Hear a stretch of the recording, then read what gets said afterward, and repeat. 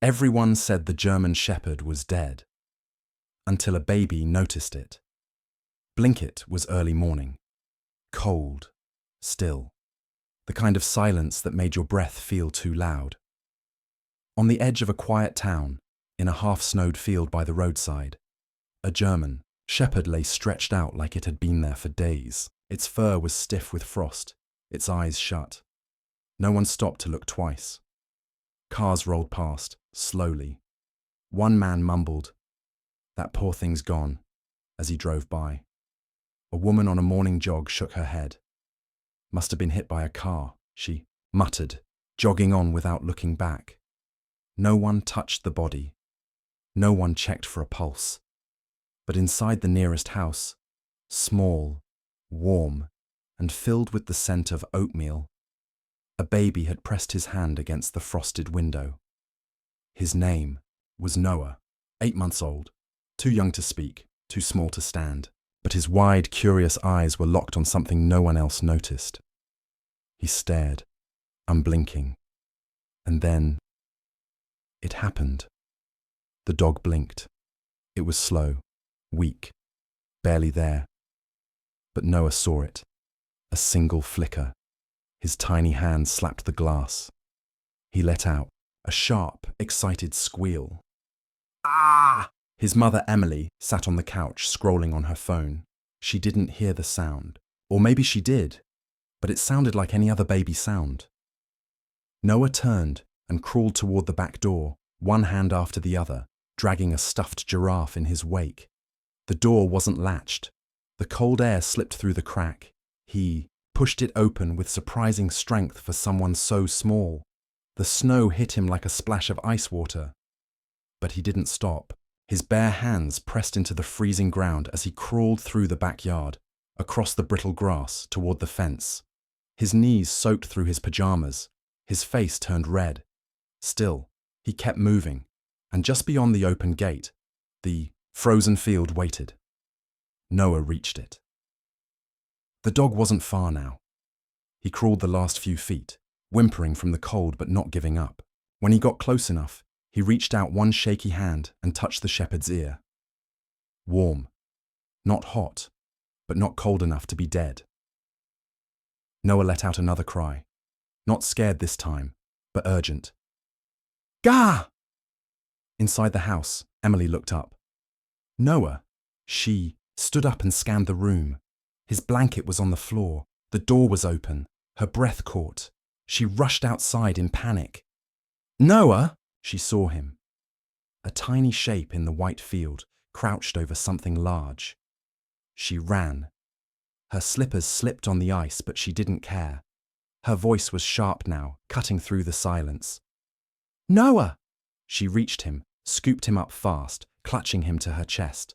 His hands were purple. His lips were trembling. "What were you doing, baby? What were you—" Her voice broke off. Her eyes fell to the German shepherd.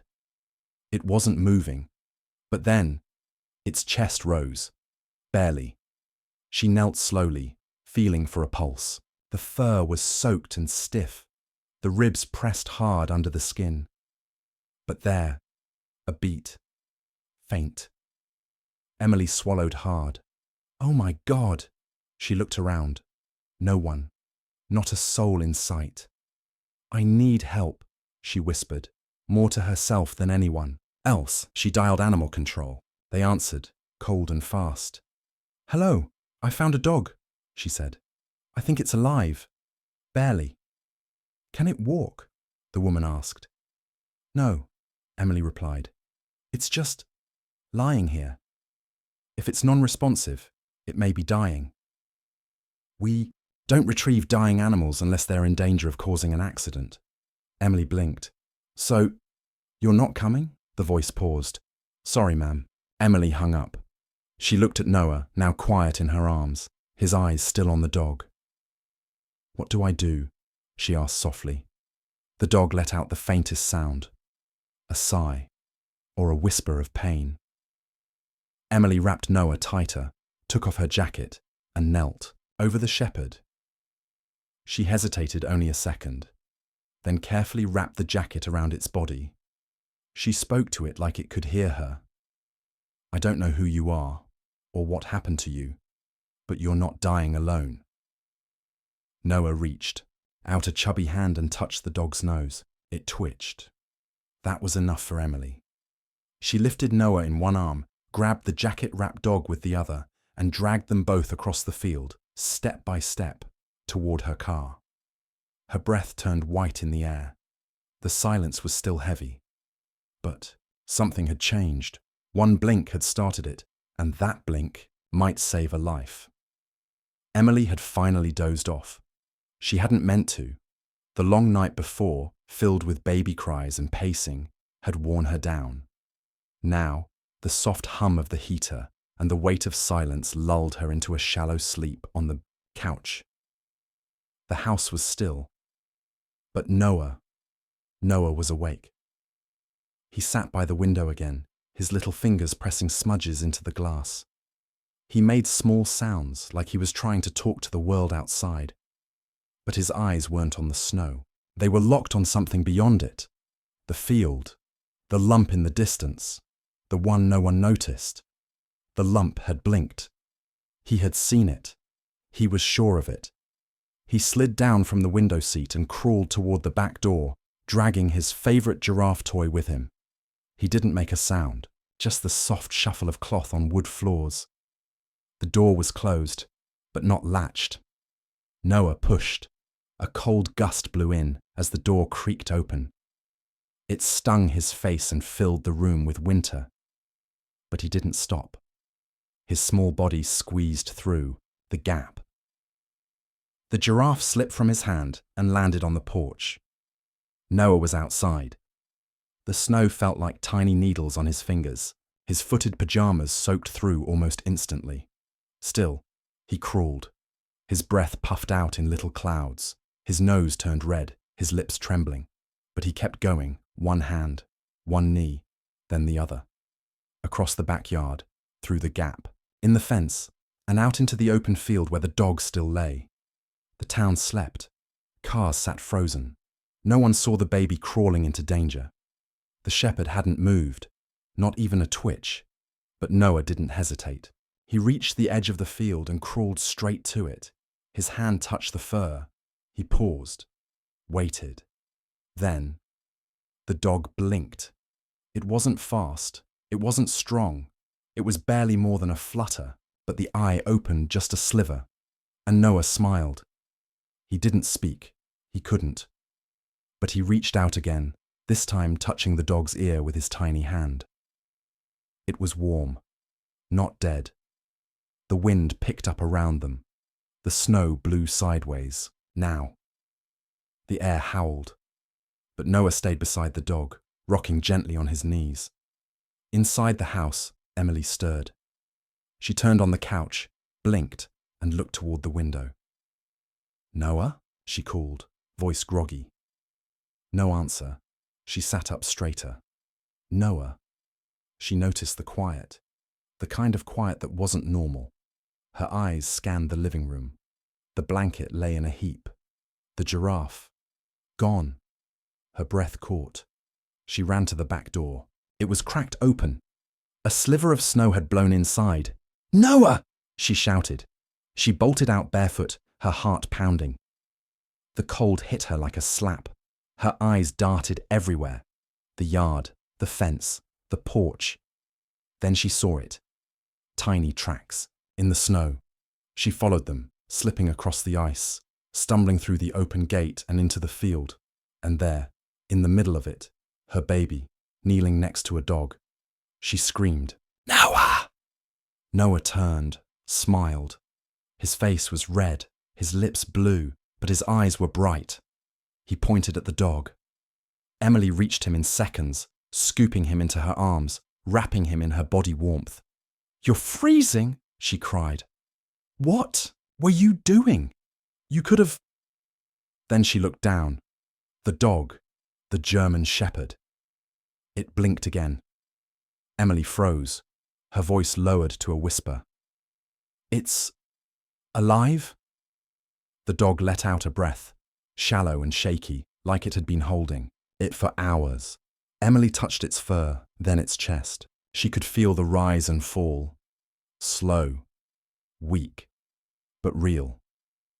Noah reached out again from her arms, patting the dog's head. Emily blinked back tears. How did you even know?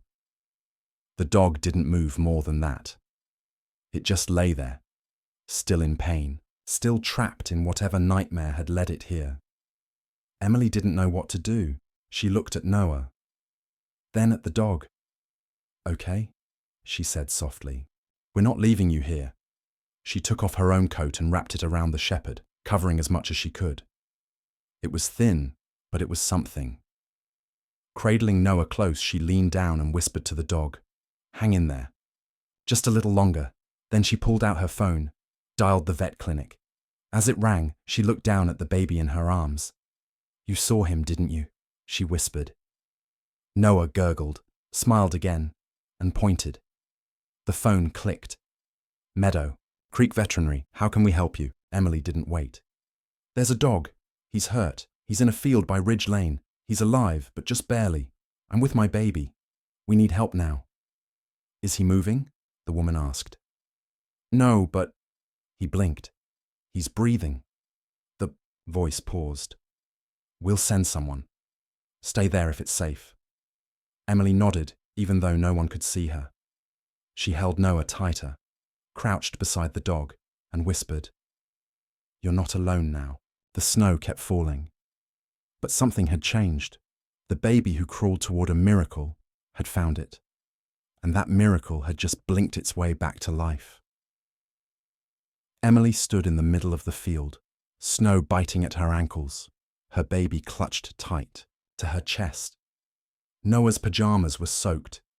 His little hands trembled against her skin, but his eyes were wide, locked on the dog beside them. She turned slowly, staring at the lifeless-looking shepherd. Its fur was stiff, crusted with frost. Its ribs showed through the skin like bones pressed against paper. But her hand had felt it, a heartbeat, small but real. She pulled out her phone again, hit redial with trembling fingers. "Animal." Control picked up on the second ring. "Yes, this is dispatch. I just called," Emily said, her voice shaking. "It's the dog in the field on Ridge Lane. I checked again. It's alive. I felt its heartbeat." A pause. Then, "Mom, I understand, but we don't have emergency transport for cases like that unless the animal poses a public danger." Emily blinked. "It doesn't need transport. It needs help. It's dying." The voice on the other end stayed calm, like reading from a script. "If the animal is non-responsive and immobile, chances are it won't make it. Best to let nature take its course." Emily's face twisted. "Are you serious right now?" "Ma'am, it's too far gone. Just leave it be." Those words hit harder than she expected. Leave it be, like it was trash, like it didn't matter. Her eyes dropped to Noah. His lips were turning pink again, but he was still shivering. Yet even now, his eyes were on the shepherd. She hung up without saying goodbye.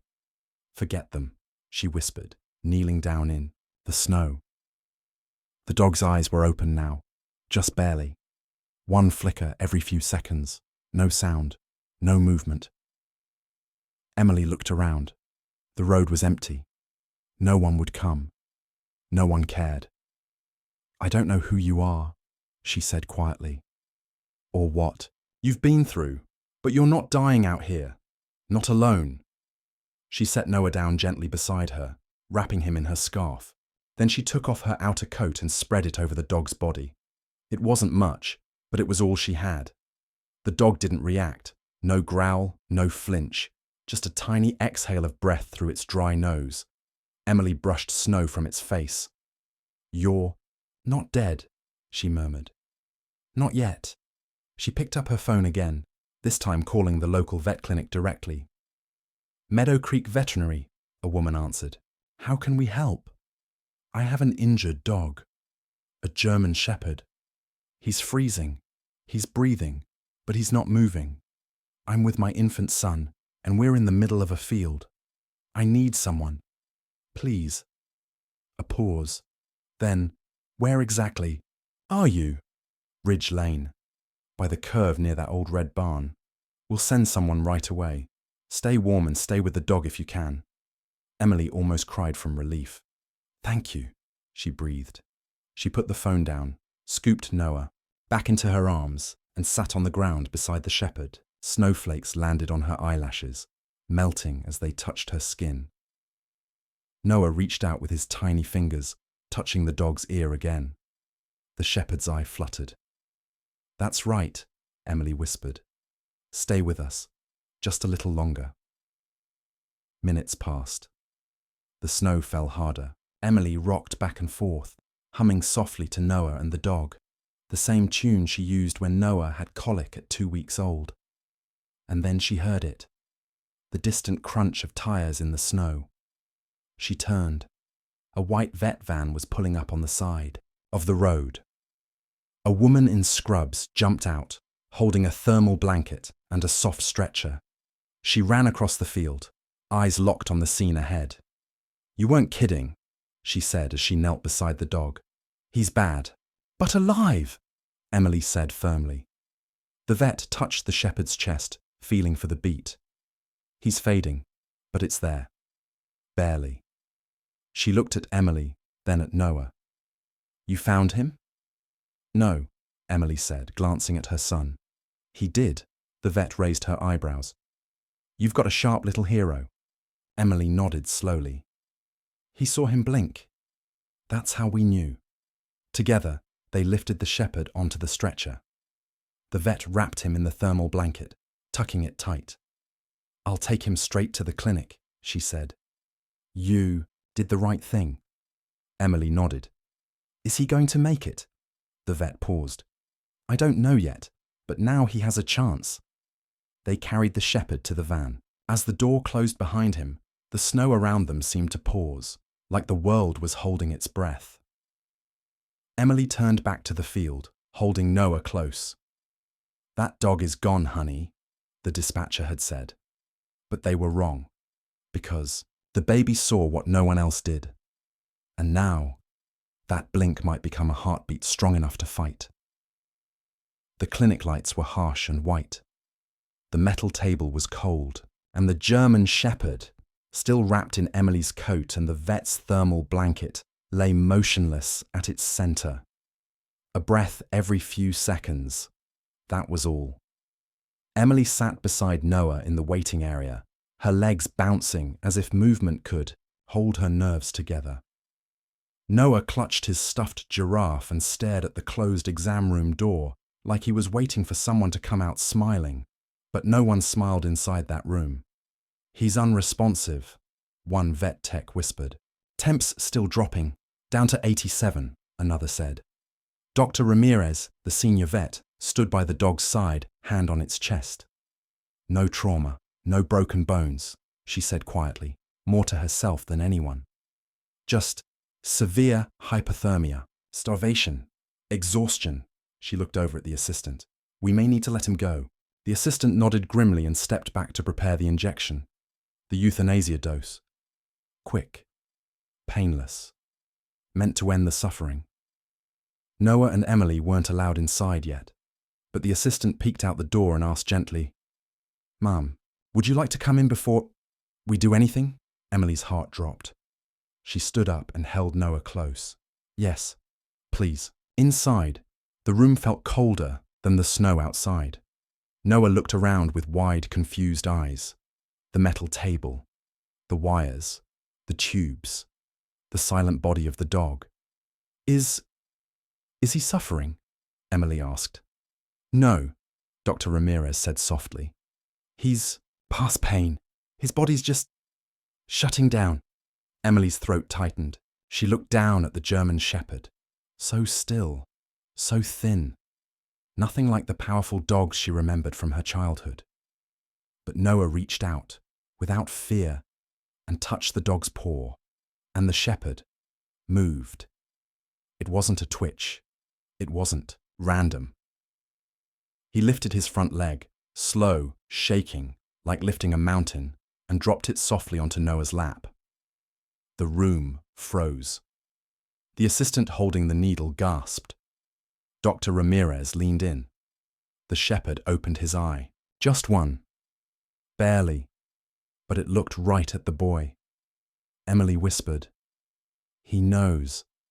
Dr. Ramirez set down the syringe. "That's not a reflex," she said. Noah didn't flinch. He just smiled. The dog's breathing changed. Not faster, but fuller. A soft rasp at the top. A slight pause. Then another. "Okay," the vet said quickly. "Get the warming pads. We're not doing this." The assistant ran. Dr. Ramirez gently wrapped more blankets around the dog, placing heat packs near his sides and under his neck. She spoke softly, like talking to a fragile thread of life. "You're not done yet, are you, boy?" The dog didn't move again. But his paw stayed in Noah's lap, heavy, still warm. Emily sat down, watching it all unfold. "I told them he was alive," she said quietly. "Animal control said to leave him, said it was over." Dr. Ramirez didn't answer right. Away. She was focused now, moving like someone who knew time was limited, but hope had just cracked open. "We're going to try something called heated IV fluids. He's got a long road. But if he's fighting—" She didn't finish. Noah held on to the dog's paw like it was his favorite toy. Emily reached over and ran her fingers over the shepherd's fur. "Do you have a name?" No answer, of course. Just the sound of labored breathing. "We'll call you something," she whispered. "You're not just the dog in the snow anymore." The vet tech returned with heated fluids and a special warming crate. They lifted the shepherd gently, very gently, and placed him inside. Noah reached toward the crate, and the dog's eyes blinked again. The paw that had touched him now rested near the crate's door. Emily turned to Dr. Ramirez.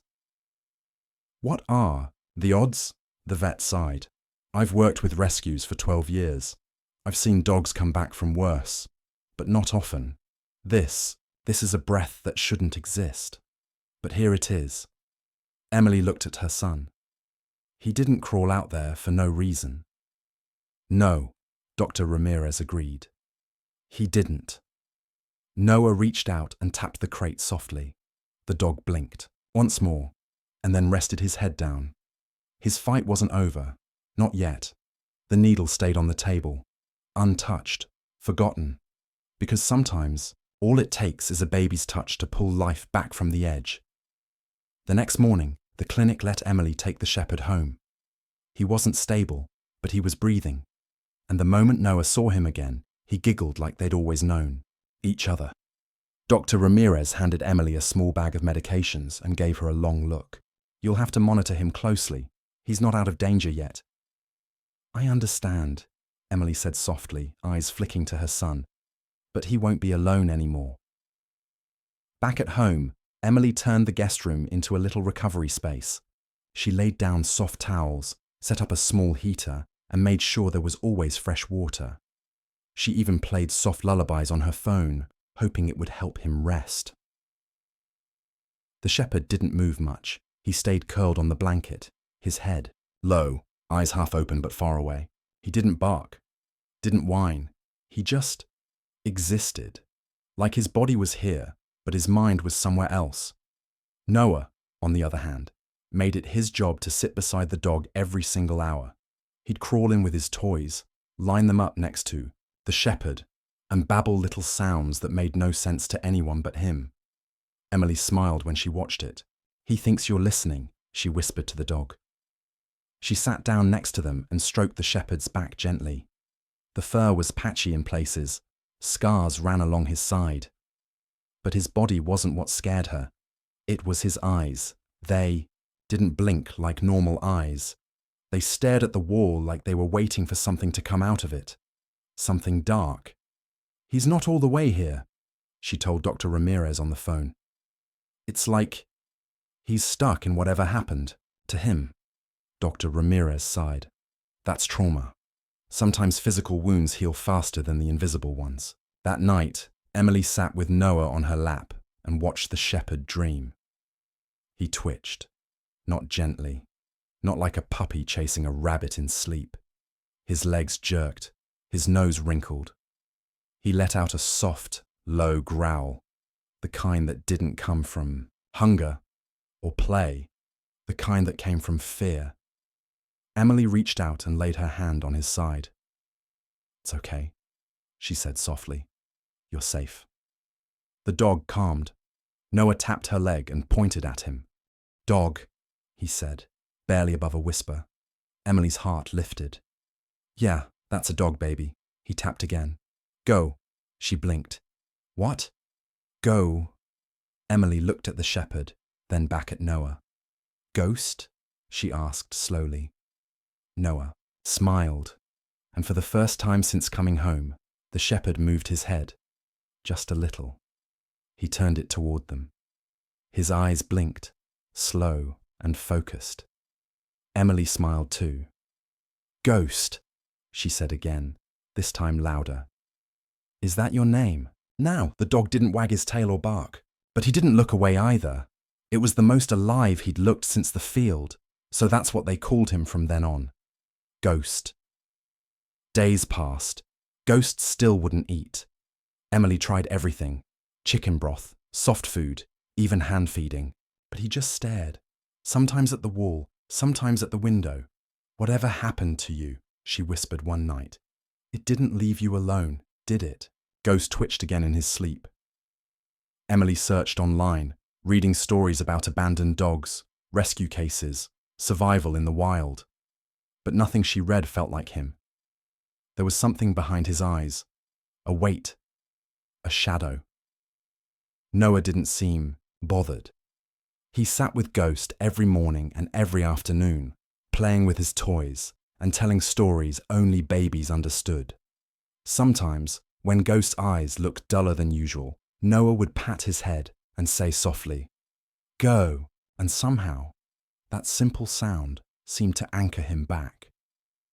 One afternoon, as the sun hit the side of Ghost's face just right, Emily noticed something she hadn't before: a long, dark scar just under his ear, half hidden beneath his fur.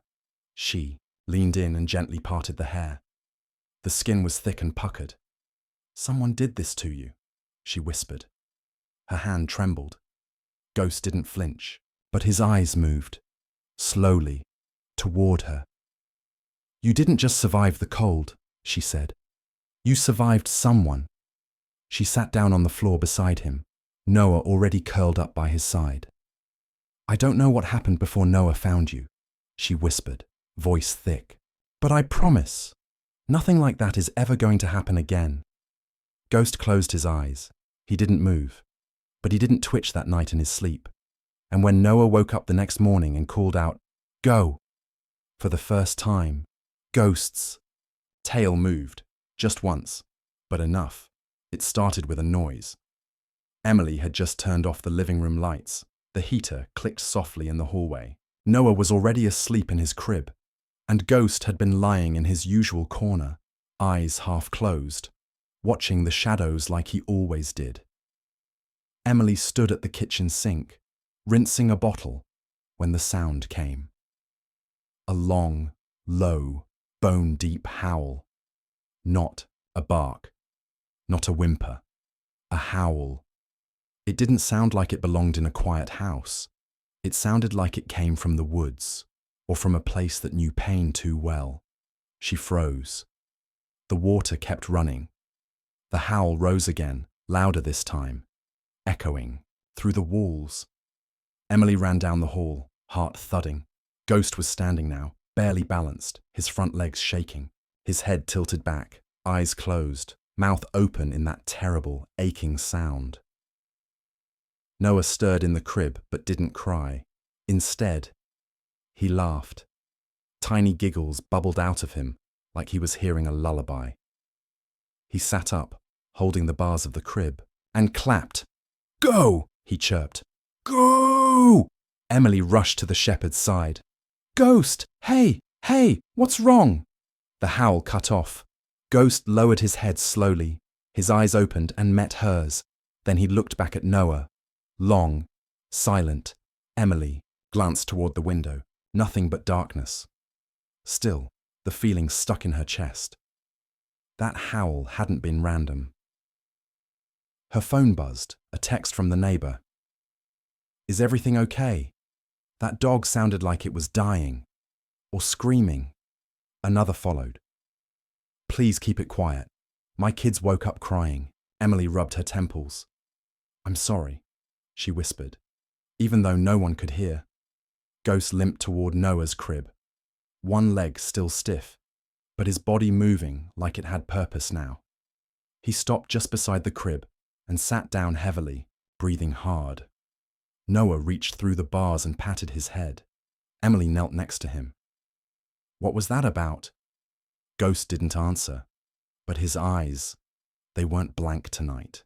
They were locked on Noah, focused, like watching something no one else could see. That night, Emily left them like that, Ghost by the crib. Noah curled up peacefully, and for the first time in days, she didn't hear the dog twitch in his sleep. But the next morning, it was clear. Something had changed. Ghost didn't stare at the wall anymore. He stared at Noah.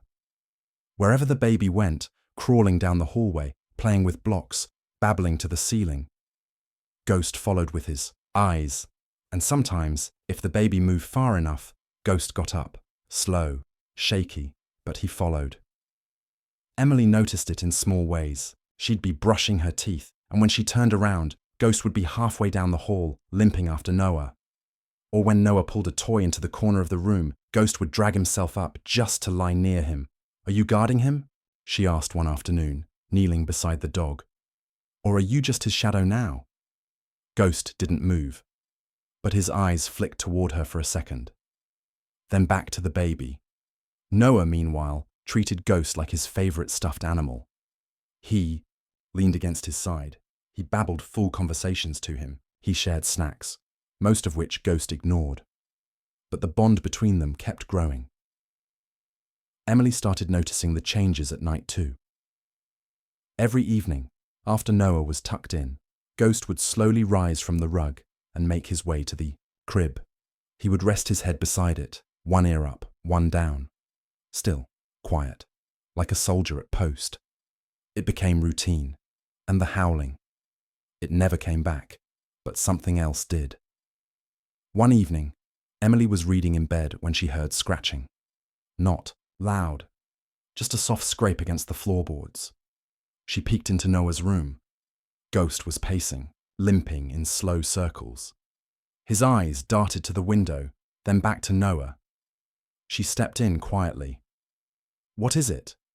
He stopped, turned toward her, then back to the window. Emily walked over and pulled back the curtain. Nothing, just the dark yard, the trees, a faint breeze swaying the porch light. But she couldn't shake the feeling that something had passed through. Something only Ghost had noticed. She whispered, "You're not just watching him. You're protecting him, aren't you?" Ghost didn't howl that night. He just curled tighter next to the crib and didn't sleep until the sun began to rise. The next morning, Emily made a decision. She opened her laptop and filled out the paperwork. Temporary, foster home, extended stay request. She paused, looked at Ghost beside Noah, then typed one more line into the form. "He came back from the dead for my son. I think that means he's meant to stay." She hit send. Ghost lifted his head as if he knew.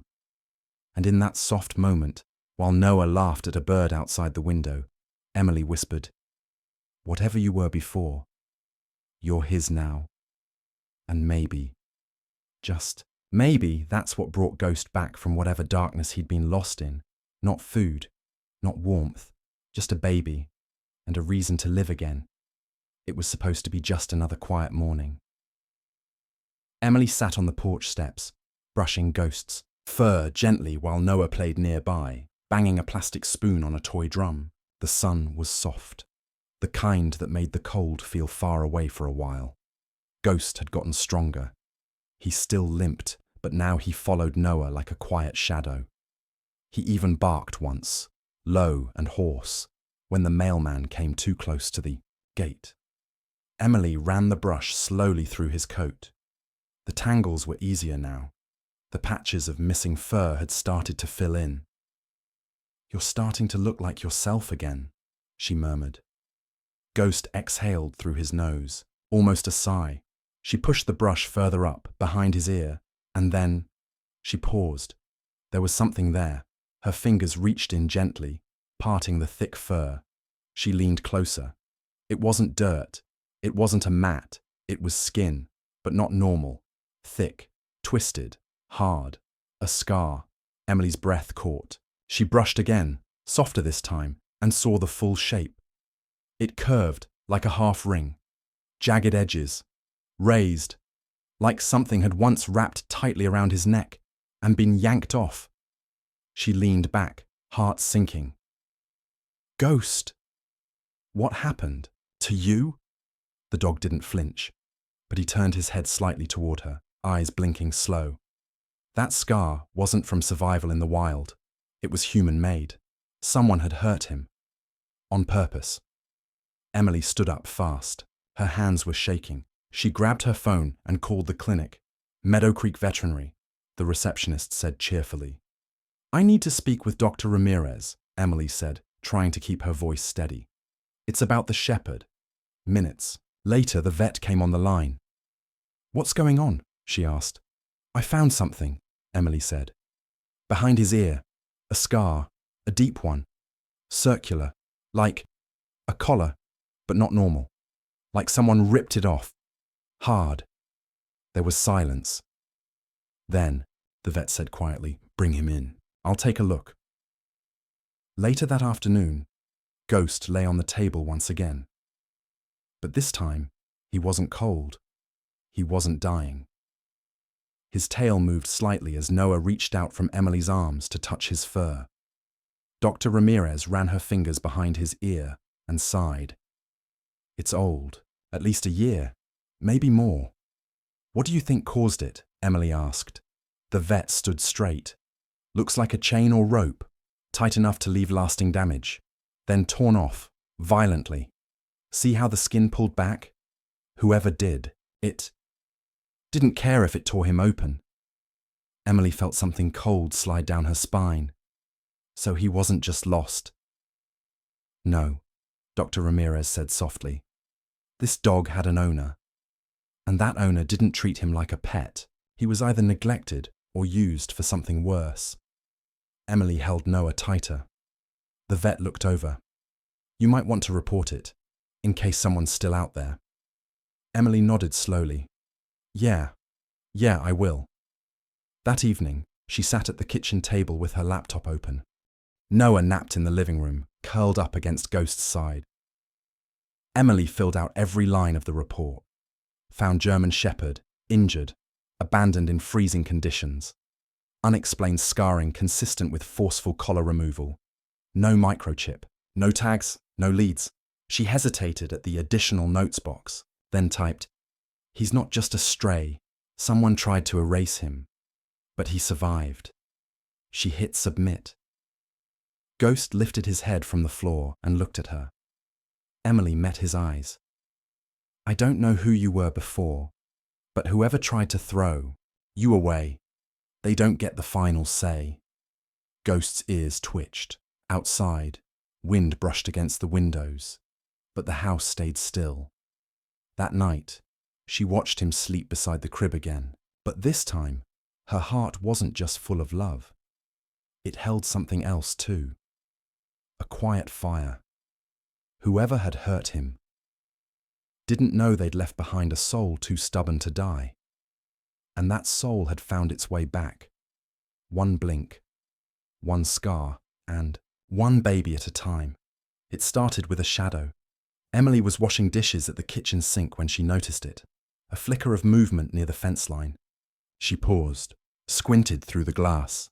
The backyard stretched quiet under the setting sun.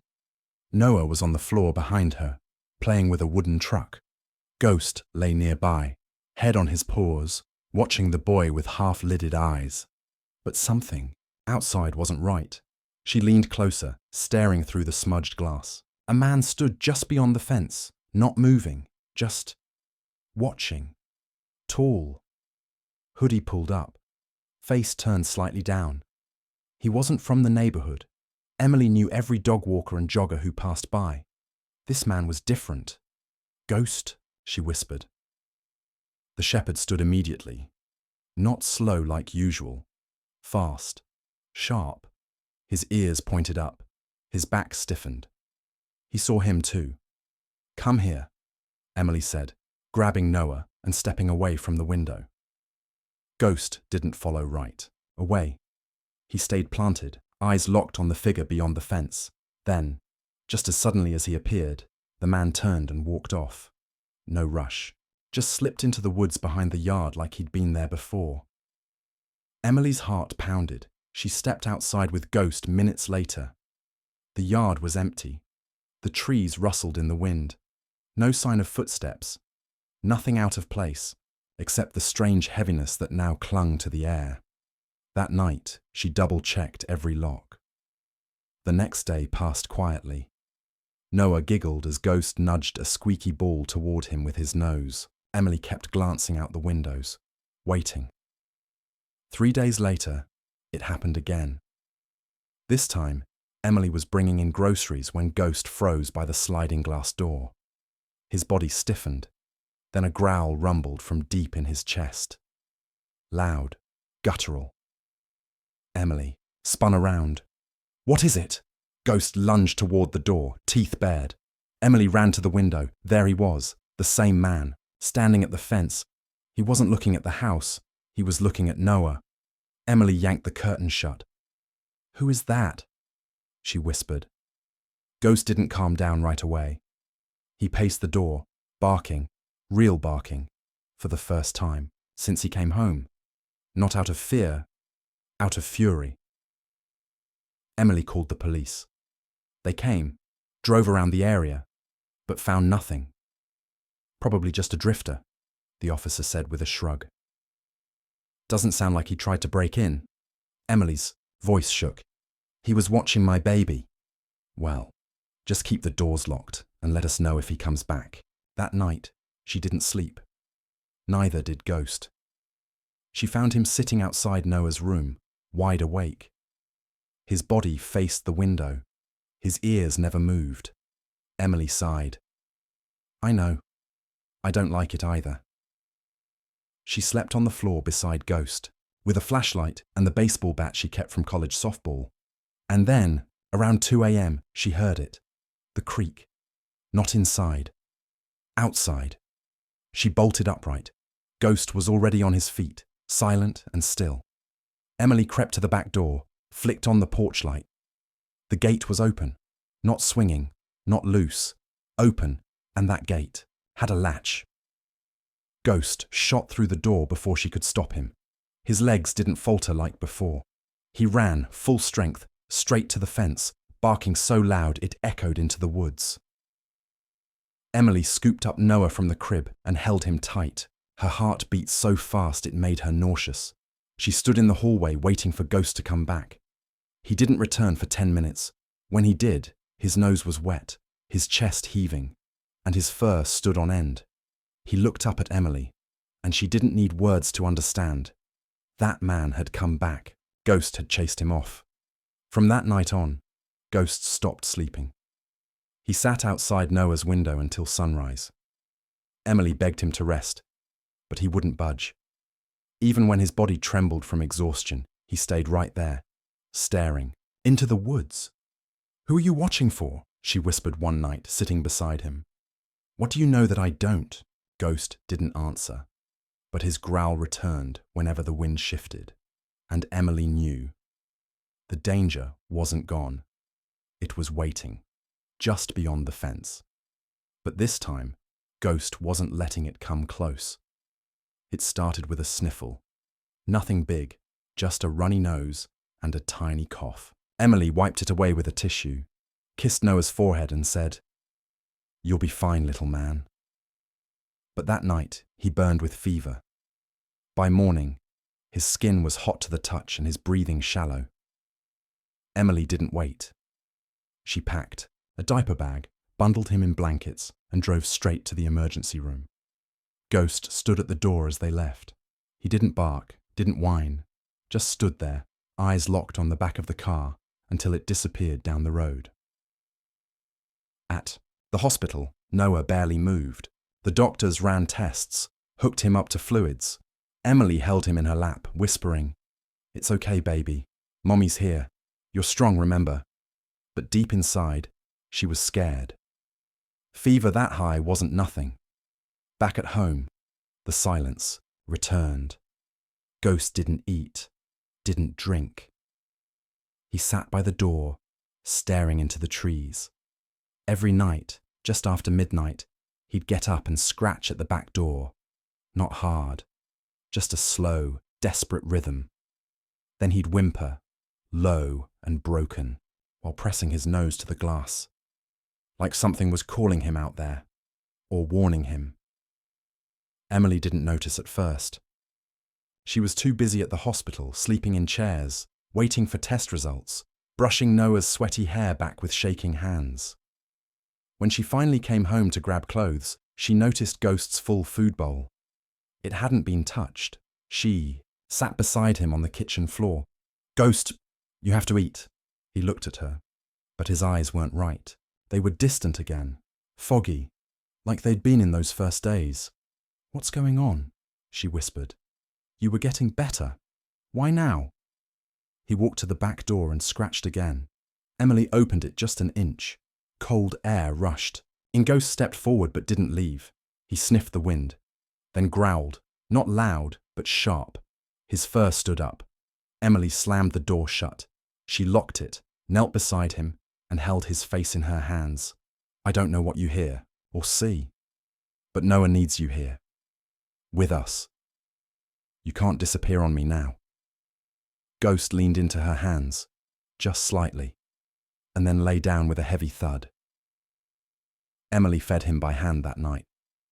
He took 3 bites, then turned away. It was something. Back at the hospital, Noah wasn't improving. His fever spiked again. Emily sat in the room with the lights dimmed. The monitor beeped slow and steady. Nurses came and went. One of them smiled gently and said, "He's a fighter. Kids are tougher than we think." But Emily just nodded. She didn't feel tough. She felt like she was breaking in two. That night, she called home, left a voicemail on her own answering machine. "Ghost, I don't know if you can hear me, but your boy's fighting hard. He needs to come home, and I need you to be okay when we get there." She didn't know why she did it. Maybe just to say something out loud that didn't feel like fear. Ghost lay curled at the front door the whole night. He didn't twitch. He didn't howl. But his ears never dropped. He watched the trees like they were whispering secrets he couldn't ignore, and every time the wind shifted, he whimpered, the sound of something broken, remembering how it once was whole. Something had changed again. The connection between Ghost and Noah had always been quiet, but now it felt fragile, like the boy and the dog were tied by a thread, and it was starting to fray. And deep in the dark woods behind the house, something waited. Something Ghost remembered. Something he had once run from, and now it was calling him back. Emily stood in line at the vet clinic, clutching a small bag of soft food and vitamins. Ghost hadn't eaten in 2 days. He only drank water if she placed the bowl right in front of him. His ribs had begun to show again, and the light in his eyes was flickering, not gone, but dim. She hadn't wanted to leave Noah, not even for an hour, but the hospital insisted she rest. "One parent can't stay 24/7, the nurse had said gently. "We'll call if there's any change." So here she was, sleep-deprived and jittery, waiting with Ghost quietly lying at her feet. He hadn't growled, hadn't looked around. He just stared at the door, like he wanted to leave before they even got inside. The bell above the door jingled. A woman walked in slowly, one hand wrapped in gauze. Her jacket was too big, and her eyes looked like they hadn't slept in years. She moved stiffly, like pain lived in her bones. She looked down at Ghost and froze. Emily didn't notice at first. She was filling out a form at the front desk. Then she heard a whisper, sharp and full of shock. No. Emily turned. The woman was staring at Ghost, her eyes wide, mouth trembling. That's him, she whispered again. That's the dog from the Henderson fire. Emily blinked. I'm sorry. What? The woman stepped closer. Her bandaged hand shook as she reached toward Ghost but didn't touch him. He pulled a boy from a burning house, 3 years. Everyone said the dog died in the fire. Ghost lifted his head slowly, eyes locking on the woman. He didn't die, Emily said, her voice cautious. He was found in a field, barely breathing. The woman's knees nearly buckled. She dropped onto the nearest bench. I saw it with my own eyes, she said. I lived across the street. The house was gone in minutes. The boy was already unconscious, but that dog, he wouldn't leave. He went back in even after the roof collapsed. Ghost was sitting upright now, silent, still. What happened to the boy? Emily asked, heart thudding. The woman swallowed. He didn't make it. His name was Mason. He was 6. Emily sat down beside her, stunned. And the dog? She asked quietly. They never found him. People said he must have died under the rubble. But the last thing I saw, before the fire trucks came, was that dog dragging the boy's body out into the snow. I told everyone. They thought I was hallucinating from smoke. Emily looked at Ghost, who hadn't looked away from the woman since she walked in. His name wasn't Ghost back then, the woman said. The boy called him Blaze. Emily's breath caught. She reached for her phone and pulled up a photo she had taken just last week. Noah curled against Ghost, his tiny fingers wrapped in the dog's fur. The woman stared at it, tears welling up. He's still saving kids, she whispered. Isn't he? Emily looked at Ghost again, her voice low. Maybe he's been saving the same one all along. The woman wiped her eyes with her bandaged hand. That burn, she said, catching Emily's glance. I got it that night. Tried to go in after them. The smoke got me before I even made it to the porch. I never forgot that dog. Emily hesitated, then asked, Do you think he remembers it? The woman nodded slowly. They don't forget. Not something like that. Ghost let out a soft breath. His eyes finally drifted to the floor. Emily reached down and stroked behind his ear, just above the scar. You were supposed to die in that fire, she whispered. But you didn't. The woman stood. He didn't die. But maybe part of him stayed there. Maybe that's what he's been carrying all this time. Emily nodded, tears burning her own eyes now. The woman backed toward the door. I'm glad he's with you. With your boy. Maybe this time, it'll be different. Then she was gone. Ghost watched the door for a long time after, and Emily sat beside him in silence, holding the photo of Noah in one hand and her own shaking breath in the other. Now she knew. Ghost wasn't just a survivor. He was a witness. To fire, to loss, to a boy he couldn't save. And maybe that's why, even now, he never left Noah's side. Because deep inside, he was still trying to make it right. Emily couldn't sleep. She sat at the kitchen table, eyes locked on the screen of her laptop. The glow lit her face as Noah slept in the next room and Ghost rested beside the crib like always. The conversation with the woman at the clinic had burrowed deep into her chest and wouldn't let go. A house fire. A 6-year-old boy named Mason. A dog that pulled him out of the flames and then disappeared. Emily typed slowly, Henderson house fire plus boy plus dog rescue. Dozens of articles filled the screen. She scrolled past the ones that talked about arson theories and insurance claims. Then she saw it. Tragedy on Ridge Lane. Boy dies in fire, hero dog missing, she clicked. The article was dated 3 years ago. Same town, same neighborhood. Emily's fingers trembled as she read, Mason Reynolds, age 6, perished in a late-night house fire despite efforts by what neighbors called a hero dog. Witnesses reported seeing a large German shepherd dragging the boy's body into the yard before disappearing into the woods. Firefighters were unable to locate the animal in the aftermath. Below the article was a grainy photo, taken at a distance, showing the house engulfed in flames. But what caught Emily's breath was the blurry shape in the corner. A dog. Low to the ground, head pulling something behind it. Emily zoomed in until the image pixelated. Still, she could make out the outline. A German shepherd.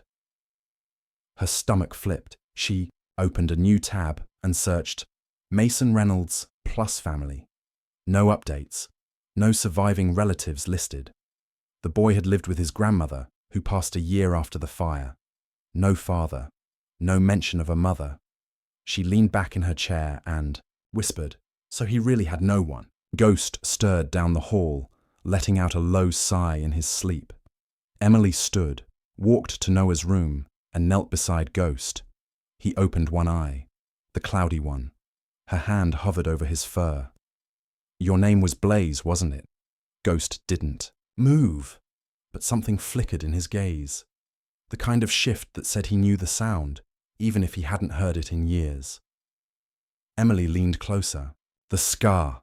The way you watch Noah. The way you howl at the woods like something's chasing you." She brushed the fur behind his ear, right where the ring-shaped scar was. "You're not just a dog. You're that dog." Ghost didn't blink. He just held her stare. Emily's heart pounded. "You saved a boy, and then vanished. You were supposed to die. Everyone thought you had." She felt tears prick at the edges of her eyes. "But you didn't." She sat cross-legged beside him, careful not to wake Noah, who lay sleeping just above them in his crib. "You disappeared for 3 years," she whispered. "Where did you go?" Ghost's breathing deepened.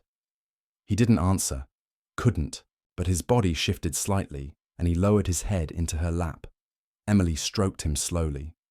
"It doesn't matter anymore," she said. "You're here now. You're with my boy.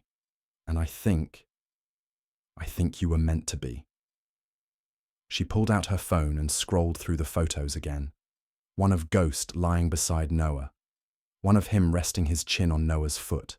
One where Noah was holding Ghost's ear with both hands, laughing like nothing in the world could touch him. And now she knew why it felt so deep. Ghost wasn't just bonding with Noah, he was healing through him, trying to rewrite a story that ended in fire. That night, Emily couldn't stop replaying the thought in her mind.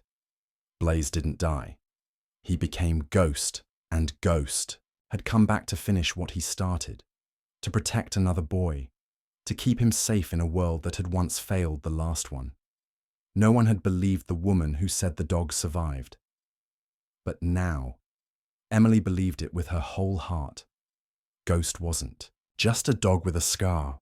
He was a soul on a mission, and maybe, just maybe, this time he was right on time. Emily wasn't searching for the photo.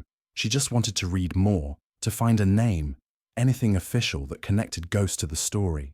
In her head, she scrolled through archived articles, forums, even old social media posts tagged near Ridge Lane. Then, deep inside an old Facebook post, she saw it. A photo. The caption read, "Mason and Blaze, his whole world in one frame. We miss you, sweet boy."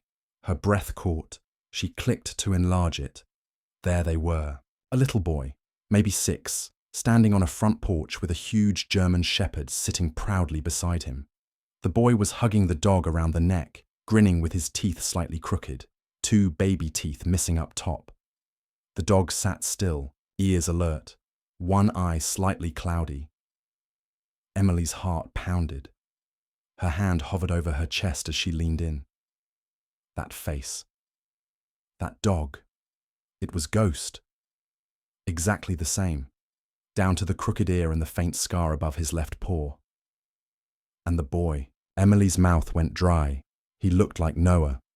Same dark lashes, same full cheeks, same tilt to the smile. She sat back slowly, eyes wide. "Noah," she whispered. She pulled out her phone and opened a photo of Noah from last week, sitting on the rug, hugging Ghost from the side. Then she held it next to the screen. It was like looking at echoes. One boy gone, one still here. One dog somehow tied to them both. Emily didn't believe in ghosts. Not really. Not before all this. But now she wasn't sure. She saved the photo. Then she whispered into the room. "Is that why you're here?" She turned to the hallway. Ghost was already there, standing at the edge of the doorway, watching her, not moving, just present. "You knew him," she said softly. "You loved him. And now," she stood up and crossed the room, "and now you found another little boy who looks just like him." Ghost didn't blink. His eyes were calm, deep, as if he'd been listening the whole time. Emily knelt in front of him. "Did you come back to protect this one?" She didn't expect an answer, but Ghost stepped forward, rested his head gently against her knee. She let the silence answer for her. That night, she printed the photo of Mason and Blaze and pinned it to the corkboard in the hallway, right next to Noah's finger paintings, and a picture of him hugging Ghost on the porch. 2 boys, 2 timelines, 1 shepherd. Emily placed her hand on the wall between them and whispered, "You didn't get to save him, but maybe now you already are." The air was heavier than usual that night. Emily felt it. Ghost felt it. Even Noah, usually, all giggles and squeals before bed, was quiet as he curled into his crib, one tiny hand still holding the edge of Ghost's ear. Outside, the wind picked up, bending the trees at the edge of the yard. The porch light flickered once, then steadied. Ghost didn't lie down beside the crib like he usually did. He paced. Emily watched him from the hallway. His movements were quick, ears perked high, body tense, like he was waiting for something. Or someone. She tried to calm him. "Hey, it's just wind. Nothing out there tonight." But Ghost didn't believe that. He stopped in front of the back door, growled low, and scratched at it twice. Emily looked through the window. Nothing but blackness, the kind that swallowed everything. She turned back, but Ghost was already moving. He lunged for the doorknob and pushed. The latch gave Ghost, "Wait!" But he was gone. Bolting through the yard, leash still clipped to his collar, dragging behind like a tail. Emily yanked on boots and grabbed the flashlight, heart pounding. She followed. The backyard was freezing. Snow crunched beneath her feet as she ran, breath coming in sharp clouds. Ghost, no answer, only the sound of wind and trees creaking like they wanted to speak. She reached the edge of the woods where the trail faded into thickets. Her beam of light scanned left, right, nothing. Her throat tightened. She turned in a circle, yelling louder. "Ghost!" No reply. No sound. No dog. Just the leash trail etched in snow, heading into darkness. Back at the house, Noah stirred in his crib, and something moved near the fence. A figure, quiet, waiting.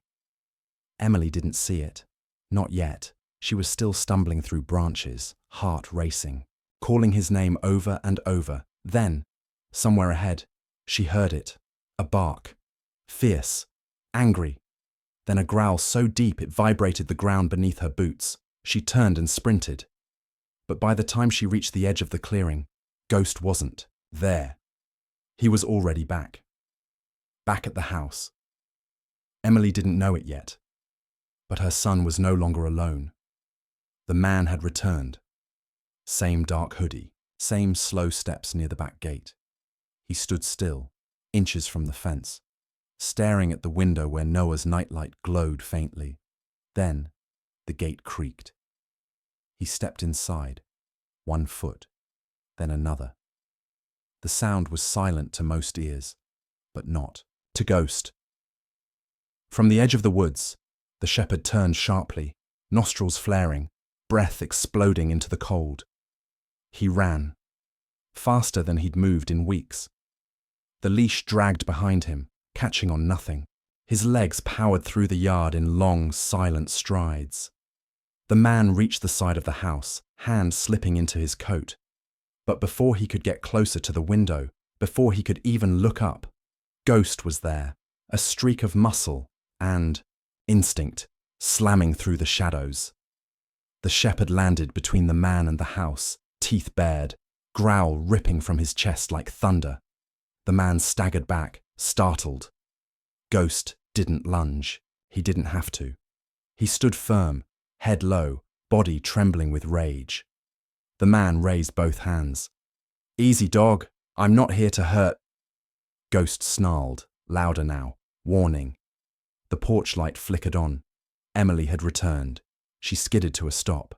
At the edge of the yard, flashlight beam locking on the two shadows. One human, one beast. "Hey!" she shouted, voice sharp. "What are you doing?"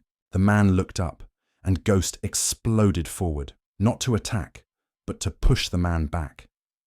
The shepherd leapt, teeth snapping near the man's thigh. He stumbled, fell into the snow, cursed loudly. "I didn't do anything," he yelled. Emily rushed forward, still holding the light. "Leave!" she shouted. The man scrambled up and backed out through the gate, limping slightly. "That dog's crazy." "Not as crazy as I'll be if you come near this house again," she screamed. He vanished into the woods. Emily turned to Ghost. He stood near the back steps, chest heaving, leash tangled in his legs. His eyes didn't leave the woods. Emily dropped to her knees, wrapped her arms around his neck. "You came back," she whispered, voice shaking. "You heard him, didn't you? You knew." Ghost didn't bark. He just pressed his head into her chest, panting. Inside, Noah still slept peacefully, unaware of the shadow that had returned, unaware of the dog who had chased it back into the dark. That night, Emily didn't sleep.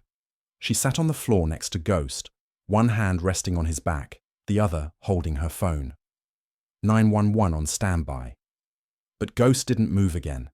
He had done what he came to do, and whatever had been watching them now knew better, because this time, the boy wasn't alone, not anymore.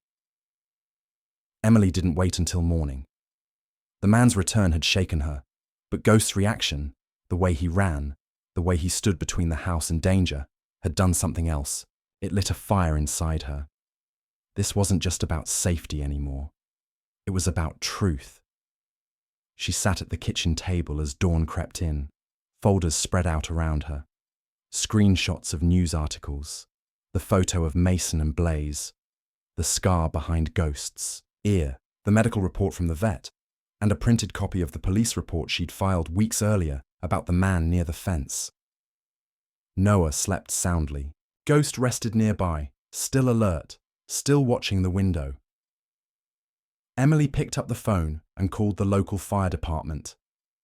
"Hi, yes, I need to speak with someone who was involved in the Henderson house fire 3 years ago." The woman on the line hesitated. "That's an old case, ma'am." "I know," Emily said quickly, "but I think I found the dog from that fire, the one they said died." A longer pause this time. "I'll transfer you to someone." She was put on hold, then music, then silence. Then a tired, older voice answered. "Captain Ray Matthews. You said something about Henderson." Emily took a breath. "Yes, I know this sounds impossible, but I think the dog from that fire survived. He's living with me now. I have photos. Scars match. Same cloudy eye. Same breed. And his behavior, he protects my son like he's doing it all over again." There was a beat of silence. Then the captain spoke. "You're not the first person to say something like that, but you might be the first one I believe." Emily blinked. "What do you mean?" "I was there," he said. "The night the fire took Mason Reynolds. I saw the dog. People said he dragged the boy out of the house and wouldn't leave him, stayed there while the flames took over. When we got to the body, the dog was gone, vanished, not a trace. I think he ran," Emily said quietly. "Maybe out of shock, maybe grief. Maybe, the captain murmured, but no one ever found him. No collar, no ashes, nothing. I want you to see him, she said. I need someone to confirm this. Later that afternoon, Captain Matthews stood on her porch, hands in his jacket pockets. His hair was grey, but his posture still firm. Emily opened the door and let him in. Noah sat on the rug, stacking blocks. Ghost lay beside him, unmoving. The captain stopped in his tracks. His eyes widened. That's him. Emily didn't say a word. Captain Matthews stepped closer, kneeling slowly. Blaze? Ghost lifted his head. His ears twitched. The captain turned to Emily. The scar behind the ear. We noticed that when we tried to scan for a chip. He never had one. Emily nodded. He still doesn't. Matthews looked back, at Ghost. I remember his eyes. One was cloudy even back then. People said it made him look haunted. Emily knelt beside him. That's what I thought too, until I realized he wasn't haunted. He was holding on. Matthews sat down, carefully on the floor. Ghost didn't move away. We thought he died with the boy. Everyone believed it. But some firefighters, they said the dog didn't burn. They said he ran. Emily opened her folder and handed over a photo, the one from Facebook. Mason, hugging Blaze. Right beside it, she placed the photo of Noah hugging Ghost, the resemblance between the boys, the near-identical dog. Matthews stared long and hard. It makes no sense, he said finally. But that's him. Emily exhaled, feeling tears sting her eyes. So I'm not crazy. No, Matthews said. You're not. He turned to look at Ghost one more time. He stayed by that boy's body until the last possible second, like he refused to let go. And now he's found another boy to protect. Emily looked at Noah, who had crawled over and was now gently patting Ghost's back, whispering baby sounds only he understood. Matthews stood slowly. You need to be careful, he said, voice serious. If someone from that fire had a reason to come back, if that man near your house wasn't just wandering, you could be dealing with more than coincidence. Emily nodded. I've already filed reports. And Ghost, he's watching. Everything. Matthews walked to the door, paused. You should know, he said. The Reynolds case was never closed. No arson charges were filed, but there were rumors that someone wanted the house to burn, that it wasn't an accident. Emily's blood ran cold. And if that someone is still out there, Matthews continued, they may not like the idea that the only witness is alive. Ghost stood now, staring at the captain like he understood every word. Matthews gave one last nod. Keep him close. Whatever he's protecting, it's worth protecting. Emily closed the door behind him, heart pounding. She turned to Ghost. You knew, she whispered. All this time, you knew this wasn't over. Ghost walked to the window and sat down, eyes fixed on the woods again. And Emily finally understood. He wasn't just guarding Noah. He was guarding the truth buried in the ashes. They came on a Tuesday morning. A black van with the shelter's logo pulled into the driveway, tires crunching over gravel. 2 officers stepped out, calm, gentle, official. Emily had seen them before, good people, but today their presence twisted her stomach. Ghost sat in front of the door, motionless, his eyes following every movement from the moment the van stopped. One of the officers, a woman named Dana, approached with a clipboard and a soft smile. Ms. Collins, she said, we read the report, the arson case, the man outside your house, the connection to the fire, and we understand your concerns. Emily crossed her arms. So what happens now? We're offering relocation, somewhere secure, out of town, new environment, less risk. If Ghost is really who we believe he is, he might be in danger. Behind her, Ghost let out a low, steady breath. Not a growl, but close. Emily glanced back. He's not going anywhere, without knowing why. Dana nodded. He's a survivor.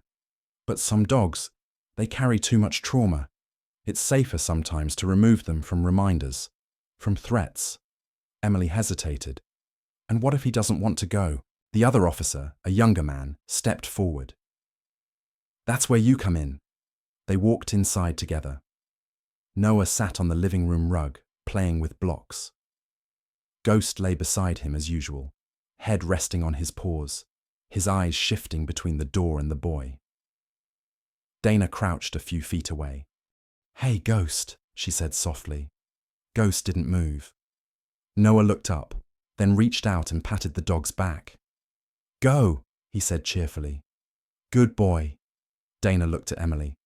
"He's clearly bonded, but we still need to ask." Emily knelt beside her son. "Noah," she said gently, "some people think Ghost might need to go somewhere else, to be safe." Noah tilted his head. Emily touched his hand. "What do you think? Should Ghost go or stay?" The boy blinked, processing. Then, slowly, he stood up on wobbly legs, toddled to Ghost's side, and wrapped his arms around the shepherd's neck. He rested his head against the fur and whispered, just loud enough to hear. "Stay." The room went quiet. Emily felt her throat tighten. Ghost didn't look at the officers. He licked Noah's cheek once, gently, then curled into a ball beside him and rested his chin on the boy's foot. Dana stood. "Well," she said softly, "I guess that's that." The male officer chuckled. "We don't need paperwork when the decision's that clear." Emily wiped her eyes. "So he can stay?" Dana nodded. "If you're willing to keep the cameras on, lock the gates, and stay in touch with the investigation team, yes, he's safer here. He belongs here." They left without asking any more questions. Emily watched from the porch as the van disappeared, down the street. She turned to see Ghost already back at Noah's side, eyes calm now, peaceful. That evening, she brought out a soft blanket and laid it on the rug beside the crib. "You've earned a real bed," she whispered. Ghost didn't move at first. Then he stepped onto the blanket, circled once, and lay down, not facing the door, not facing the window. This time, he faced Noah. Noah giggled and dropped his favorite stuffed giraffe into Ghost's paws. And for the first time since that frozen day in the field, Ghost wagged his tail, slow and small, but sure. Emily stood in the doorway, her voice a whisper carried only to herself. "You could have run again. You had every reason to, but you didn't." She stepped closer, knelt beside them both. "You chose to stay." Ghost didn't lift his head, but his breathing slowed, and for the first time in years, he looked like he was home. It happened just before midnight. Emily had fallen asleep on the couch with Noah curled on her chest, both of them warm under a fleece blanket. The house was quiet, except for the hum of the baby monitor and the soft creak of winter settling in the walls. Ghost didn't sleep. He lay by the front door, ears alert, breathing steady. His eyes flicked toward the windows every few minutes, then back to the hallway where Noah slept in his crib. And then he heard it. A soft click, not the kind a branch makes, not wind. A door latch. He bolted up. The back door creaked open an inch, slow, careful, like someone testing it. Ghost didn't growl this time. He moved in silence. Emily stirred, sensing movement. But before she could open her eyes, she heard it. A low snarl cutting through the stillness, then a crash, then shouting. She jolted upright, heart hammering. "Ghost!" Noah whimpered, half awake, confused. She ran to the hallway and froze. In the kitchen, Ghost had cornered a man, the one from the woods, from the fence, from the nightmare that kept crawling back. He wasn't in a hoodie. This time, he wore dark clothes, gloves, a flashlight clipped to his belt. A bag lay at his feet, crowbar still in hand, but he wasn't moving. Ghost had him pinned in the corner, teeth bared, body low, tail stiff like a wire. His snarl wasn't just sound, it was warning and promise at the same time. Emily grabbed, Her phone, hands shaking, she dialed 911. "There's an intruder in my house," she whispered. "The dog's got him cornered." The dispatcher kept her calm. "Stay on the line. Officers are on the way. Are you safe?" She looked at Ghost, then at the man, frozen, afraid to twitch. Yes, he's not going anywhere. 2 minutes later, flashing lights spilled into the yard. Police flooded in, guns drawn. Emily held her hands up, backing away. "Dog's got him pinned," she shouted. An officer called Ghost back. "Easy boy, come here." Ghost didn't move until Emily gave a single command. "It's okay. I've got Noah. You did your job." Ghost stepped back slowly, panting, eyes never leaving the man's face. The police cuffed him, read his rights, searched his bag. Inside, a lighter, gloves, a half-burned photograph of the old Henderson house. One officer turned to Emily. "Ma'am, you might want to hear this." She stood in the hallway, still holding Noah tight. The officer continued. "We ran his ID. Name's Travis King. He was questioned in the Henderson fire, but disappeared before charges were filed. Suspected of setting it to collect money on behalf of a friend. Disappeared after the boy died." Emily's stomach turned. "He came back. Probably looking for the dog," the officer said. "Loose ends." Her eyes filled with tears. "No," she said. "He came back for revenge, but the dog found him first." They led Travis out in cuffs. As he passed Ghost, he muttered, "I should have finished the job." Ghost lunged, just once, a bark exploding from his throat. The officer yanked Travis forward. "Keep walking." They shoved him into the squad car and slammed the door shut. Inside the house, Emily knelt down beside Ghost, her hands shaking. "You knew," she whispered. Ghost lowered his head onto her lap. "You remembered everything, didn't you?" She looked over at Noah, who reached down to pet Ghost's ear. "Good boy," he whispered. Emily ran her fingers through Ghost's fur. "He wasn't just protecting a boy," she said quietly. "He was protecting the truth. And tonight, he ended it." Ghost didn't move, didn't bark again, but his eyes finally closed. Not from fear, but from peace. Because after all these years, the fire was out, and justice had come. It didn't take long for the story to spread. By sunrise, local news stations had picked it up. Dog thought dead in 2020. House fire resurfaces to save another boy. Hero shepherd returns to finish what he started. Photos of Ghost, standing between police and the man he'd stopped, were everywhere. Newspapers, websites, even TV screens at the gas station. The public fell in love instantly. Reporters stood outside Emily's gate by noon, hoping for a glimpse of the quiet dog with the cloudy eye and the scar behind his ear. Everyone wanted an interview, a statement, a quote. Emily didn't say much, but she agreed to tell the story once, only once, for the local news. She sat on her porch, Noah in her lap, and Ghost lying calmly beside them. "No," she said into the camera, "he didn't come back by accident. He found his way to my son. And maybe that's because he never stopped guarding the one he couldn't save." Ghost didn't flinch as the cameras rolled, but he kept his body touching Noah's leg, as if even fame couldn't pull him away from his post.